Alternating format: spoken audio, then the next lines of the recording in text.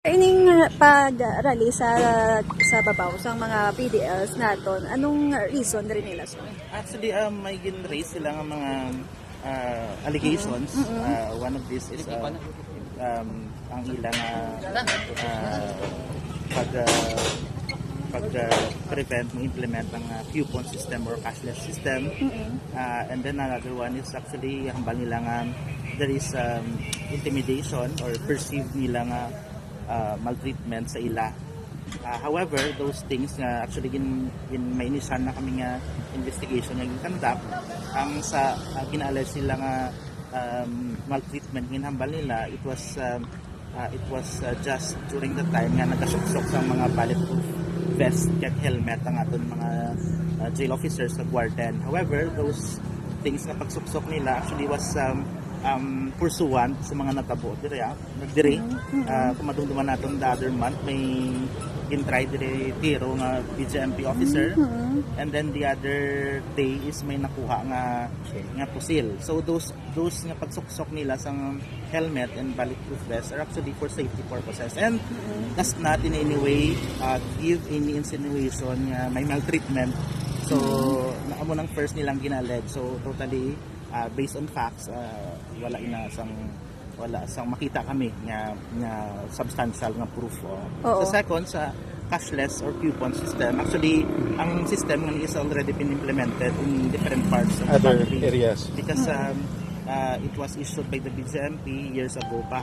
So actually ang noble purpose ng coupon or cashless system is actually walaon ang money sa sulod ng jail because actually it's the source of inequality, it's the source of influence by moneyed PDL over the other na mga PDL.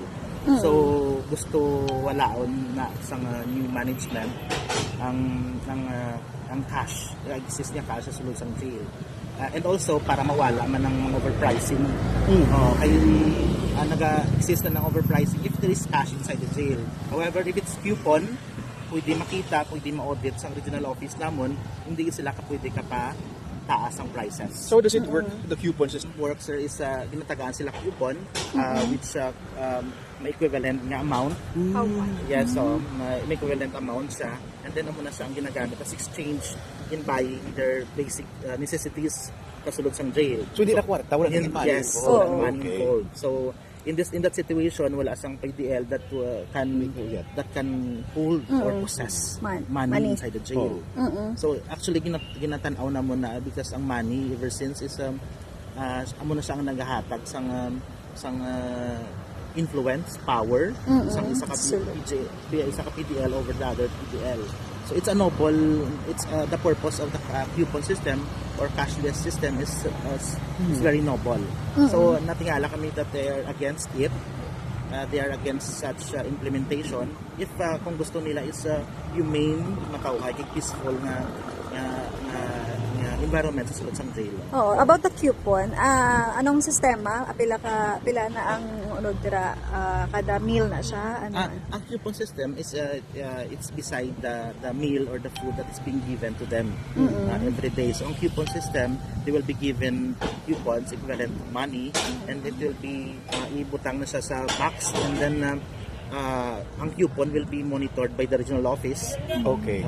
So makita natin if they are overpricing, if may ara nga unreasonable na amount yung gin-implement ng jail commissary or co-op. So basically ang kwarta mo siya gyapon, so pero hindi na siya cash. Okay. But ang cashless system, ma-audit gid siya maayo, ma-examine sang regional office namon. Pero paano na nila ma-avail? Because at the for example at a period iilisa nila ang coupons with the money. So hindi all throughout the day meron ang kwarta sila ginasusunod. Yes, wala na sila. Okay. So they will just pay based on the coupon that they have paid sa mga necessities in Bacardia. Sir, pagkaon before daw ginaalaw ang so hindi naman to na confuse ang mga sigurong family members nga nagadulong diri pagkaon. Actually, there is no policy hindi pwedeng raw. What the management has implemented is very strict lang gid sila subong, especially sa natabo during sa natabo after ng shooting incident.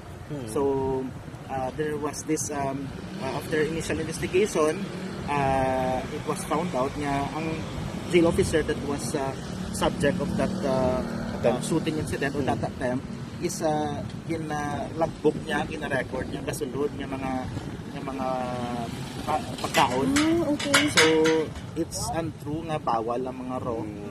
It's only that the jail management right now is ga-implement sila strict policy when it comes sa recording sa mga kasulod ng mga pagkaon. Ang mga wives ko sir, di na patulog. Also, ang BJMP, walang policy ang jail na walang policy that it's prohibited because under our laws, or under our issuances, for as long as legitimate spouse, may merit sila. Pwede or, sa gap. Yes, Inaalaw or na yan, sir, certificate no? of cohabitation from their barangay that they are both unmarried.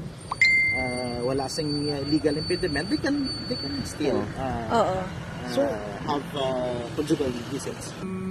I will just check that, but ang paggamit ng tear gas, paggamit ng mga rubber bullets are within the guidelines. May ara kami manual. In case nga may trouble sa It's sunod. only on the situation wherein kung may ara na threat sa life, may ara threat sa government properties that we can use those